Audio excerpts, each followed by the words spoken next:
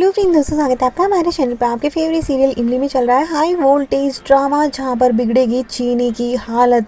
आने वाले एपिसोड में देखने को मिलता है कि यहाँ पर जानबूझकर मालिनी उसका टॉपिक चेंज करवा देती है चीनी का। जैसे स्पीच कंपटीशन शुरू होता है, एक के बाद एक बच्चों का नंबर आता है, लेकिन जैसे चीनी का नंबर आता है उसे नाजायज़ शब्द दिया जाता है जो उसे बोला भी नहीं जा रहा था और पढ़ा भी नहीं।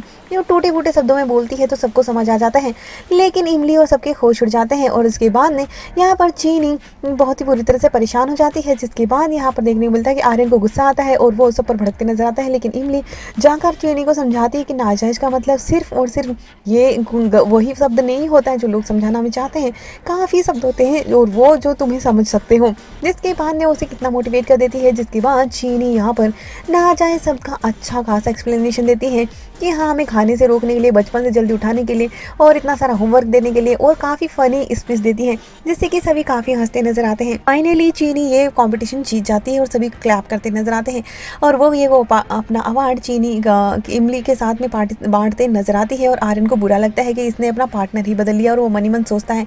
जिसके बाद में उन दोनों का जो ये मोमेंट होता है शेयरिंग वाला, अवार्ड शेयरिंग वाला, वो फर्स्ट प्राइज़ चीनी को मिलता है और वो इमली के साथ शेयर करते नजर आती है और आर्यन इसको कैप्चर करते नजर आता है। और मालिनी की जो प्लानिंग होती है वो सब धरी की धरी रह जाती है। लेकिन उसके बाद लड्डू जब सेलिब्रेट यहाँ पर डिस्ट्रीब्यूट होता है तो वहाँ पर मालिनी गेम खेल जाती है और सब बच्चे यहाँ बीमार हो जाते हैं और चीनी भी बीमार हो जाती है। जिसके बाद में यहाँ पर वो दो आदमी जो लड्डू लेकर आते हैं उनको पकड़ लेता है वो रिपोर्टर, जो कि अब ये चीनी को पहले भी खतरे में डाल चुका है। और उसने मालिन ने उसे एक ही शर्त पर अब सीनियर रिपोर्टर की पोस्ट देने के बाद कही है कि अगर तुमने ये काम कर दिया तो फिर मैं तुम्हें अपनी जॉब दे दूंगी।